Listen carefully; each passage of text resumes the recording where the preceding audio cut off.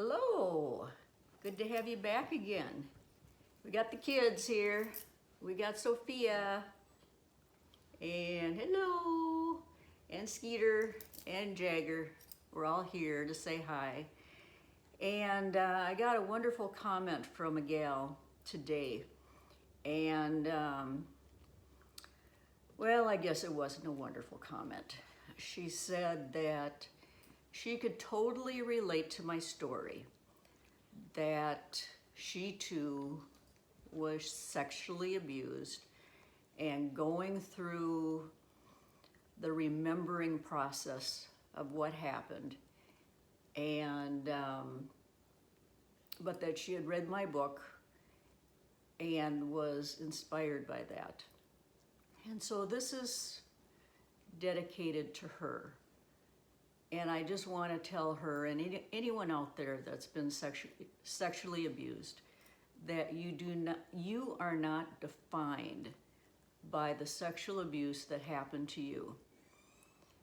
You will be on a journey, but there is a beautiful end point where you will again have joy, peace, happiness, in all of the wonderful things. I never had anyone to tell me this. My journey was all alone. I didn't have anyone to tell me the path that I should take. And that's what my videos are about, to make it easier to get to your point of healing. So in the very beginning, I don't know where you're at, but if sexual abuse happened to you, maybe you remember everything. I wasn't like that. I forgot my memories.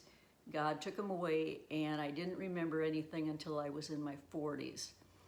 So the first 40 years are just me being lost and suffering from 76 of the 100 sexual abuse after effects.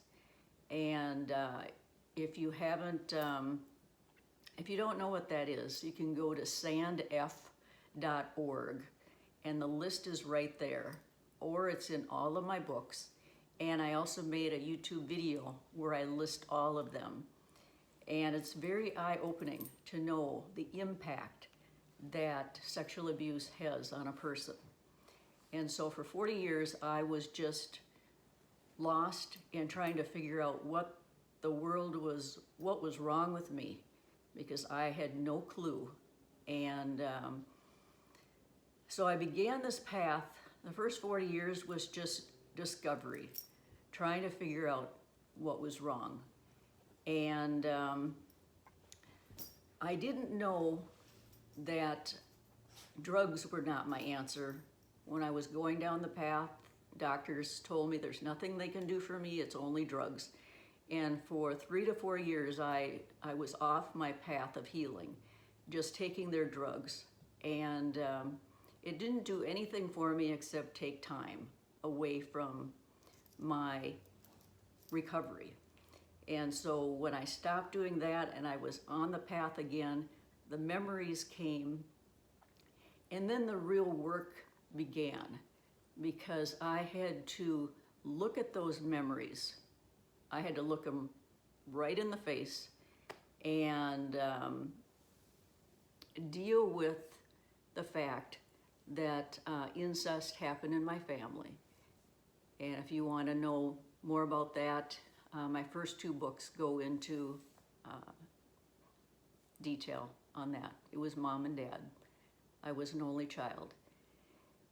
And that was so hard, but it was necessary for me to look at, okay, this is what happened. This is what caused all my problems. I had to look at it.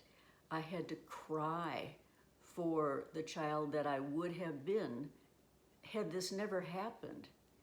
That whole experience of 18 years of sexual abuse in my home, if that wouldn't have happened, I would have been totally different.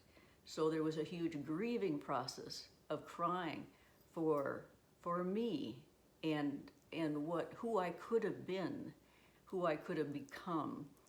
But that was necessary to go through that stage. And I needed to face the facts. I couldn't veer off to the right or the left. I needed to be on this path of healing, going straight into the truth. And I didn't have the Father, Son, and Holy Spirit as I was doing that. That was coming in the future. But it was a hard time to stay focused and not try to run away. I had these little voices in my head from 5th grade until I was in my 40s. You should commit suicide. You should run your car into a tree. It was a constant voice that told me that I could not do it. And in the spiritual realm, there's good and there's evil. And when you're on this healing journey, Satan does not want you to succeed. He wants you to die. It's as simple as that. God, on the other hand, Father, Son, and Holy Spirit, they want you to conquer this problem and to find joy and happiness and be totally changed and healed and move through this obstacle, which you definitely can. It's not easy, but you can do it. And once I got back on the track again and was going through the memories, going through all the emotional stuff, all the crying and the grieving and all of that, I kind of got to a point where, okay, now what? Now what do I do? And it was at that point, I knew I was maybe halfway of where I needed to be.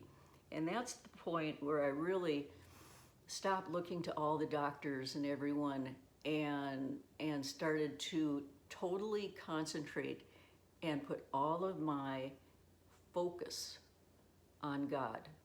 Okay, doctors got me this far, but there's so much more that needs to be handled. And, all along the way, you've got Satan trying to get you off of this healing path.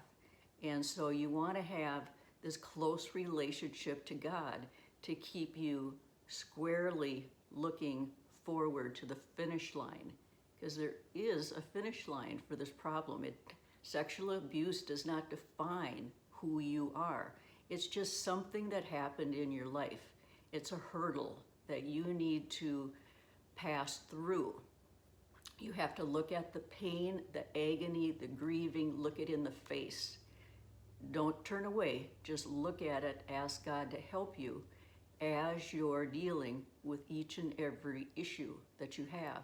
But you can step through each one of these situations, and eventually on this healing path, you'll get to the point where the joy and the happiness and the freedom is with you. But it wasn't easy. It was so difficult, and it took so long. There were no books or people to help me to get through this. I was born in the 1950s, and we didn't have internet and all the help that you have nowadays. And once I learned, I would go on the internet and I would search for Bible verses that talked about healing. And I would take this verse and I would cling to it and say, this is what I want for me. This is what I have to have for my life. And there's so many in the Bible. Just search for those, claim it, claim them over your life. And you can be set totally free. And I can look back and say, yes, that happened in the past, and this is my story. But right now, I am fine, just totally fine. And I love telling my story so that others can be encouraged and helped so that they aren't bogged down in their journey. So alcohol was not a way to to healing, even though my doctor suggested it. Drugs were not a way to my healing, even though they were prescribed. It was walking through everything that happened, looking at it carefully, asking God, be by my side, show me what to do. And I walked the path, and I'm on the other side now, encouraging you. So I pray that you're not discouraged. I pray that you could have success just as I have had, and that you too can be set free. So if this helped you, I hope you send a comment. I love getting comments, and I like to know how you're doing. So make it a great day. I hope you like and subscribe, and we'll see you soon. Bye-bye.